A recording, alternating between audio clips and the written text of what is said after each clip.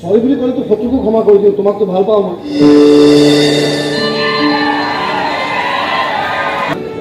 আকৌ কেতিয়াবা এইবোৰ কথা ক'ম বুলি ভবা নাছিল, কিন্তু কেতিয়াবা যে ছোৱালীলৈ নাচালে এখন তোমাক ভাল পাওঁ, ছোৱালীলৈ চালে তোমাৰো মনত পৰে।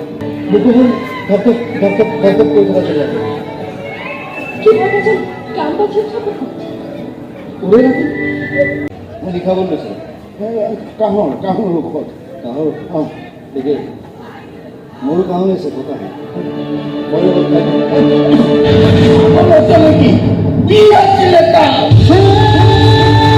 শুনি আছিলো মাক কৈ থকা মা ন দেখিছে তোমাৰ ল'ৰাটো কিমান ডাঙৰ হৈ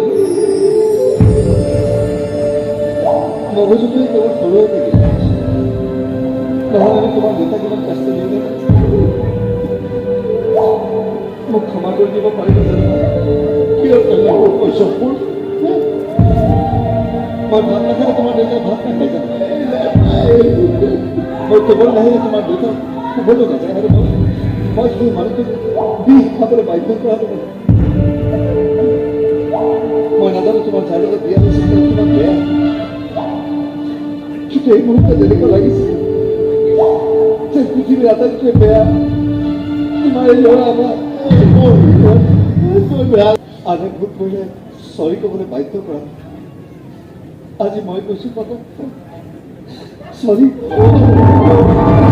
কুঁৱলী মইনা তুমি এঘণ্টামান হ'ল মামাহঁতৰ ঘৰ পোৱা। আগতে আপোনালোকৰ ঘৰলৈ অহা নাছিলো যে সেইকাৰণে প্ৰতিজ্ঞাক লৈ আহিলো। তথা পৰিষ্কাৰ ক্ৰিষ্টেল ক্লিয়াৰ নামৰ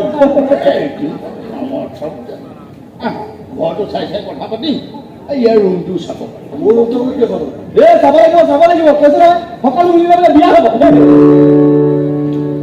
সকলো মিলি মানে কোনটি মই না মই কথা বেছি সজাই পৰা ক'ব নাজানো, যি মনলৈ আহে কৈ দিওঁ, বেয়া নাপাব। মিলিছে আমাৰ ই আকৌ আনে ভাল পোৱা বেয়া পোৱা এইবোৰ একোৱেই নাচাই নহয়।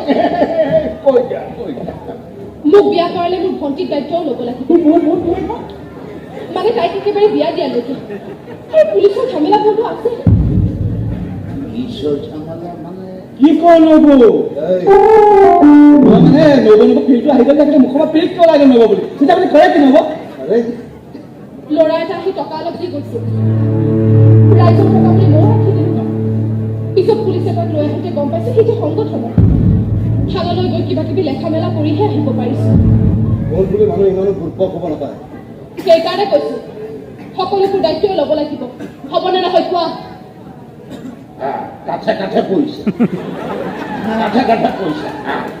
এই পাখণ্ড মই অকণ ৰওঁ নেকি, মানে প্ৰাকৃতিক দৃশ্যটো চাই অকণমান এনজয় কৰোঁ। এনজয় কৰিব নালাগে, লজ্জা নালাগে। ককা ইয়াতে ক'লো যাবি ককা নব বদন পে সিতারে লোপে সিতারে টুকু মই হ্যাঁ ককা আমার কথা পাতিবলৈ চান্স কথা কি কথা নাই একো কথা নাই একো যদি কথাই নাই তেতিয়া চিঠি কি দিছিলা তুমি মোৰ প্ৰেমত পৌঁছে মই ক্লাছ 7 ভাল পোৱা বুজিবৰ বয়স হৈছে তোমাৰ বয়স হৈছিল যদিও মামাহঁতৰ ঘৰ থাকি পঢ়িছিল বান্ধু নাছিল মা দেউতা কোনোৱে নাছিল মোৰো কোনো নাছিল ককাৰ ঘৰে কোনো নাছিল না সৰুৰে পৰা লক্ষ্য আছিল ভালদৰে পঢ়ি শুনি ডাঙৰ চাকৰি কৰি ভণ্টিৰ দায়িত্ব ল'ম সেইকাৰণে চাগে তুমি দিয়া চিঠিখন খুলিয়ে নাচাল চিঠিখনত লিখা নামটোৱে বেলেগৰ আছিল কপা কপা হাতেৰে লিখা আখৰ মৰম চব মোৰ আছে সেইদিনাৰ পৰা চাগে ৰাজা ভাল পোৱাৰ ক্ষেত্ৰত ভিকাৰী হ'ল ছোৱালী চৰাই নহয় খাপ বুলি ভাবা মোৰ কাৰণে চৰি আৰে চৰি বুলি ক'লেতো শত্ৰুকো ক্ষমা কৰি দিওঁ তোমাকতো ভাল পাওঁ মই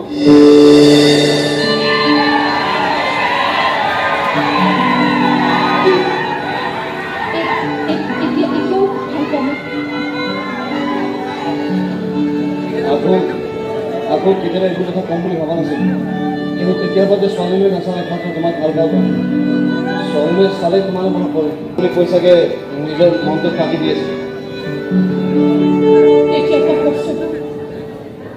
এতিয়া নোহোৱা কৰিব নোৱাৰিলে মোৰো মন গৈছে তোমাৰ লগত উঠা জইন ফটো এখন ডাঙৰকৈ ৱালত জীৱনৰ কাৰণে লগাই থবলৈ এইখিনি কথাই কম বুলি ইয়ালৈ আহিছোঁ ছোৱালী বুলি মই আকৰি যিটো কৰিম বুলি ভাবোঁ কৰোঁ আৰু যিটো কম বুলি ভাবোঁ কমেই তোমাৰ কেতিয়া হৈছিল চাগে মোৰ কিন্তু এতিয়া হৈছে কি হৈছে তোমাৰ তুমি চাবলৈ যোৱাৰ পৰা শুব পৰা নাই ৰাতি বুকুখন ধপধপ ধপধপ ধপধপ কৰি থকা চলি আছে কিবা এটা যেন গান বাজি উঠা দেখোন উৰে ৰাতি হা বাবা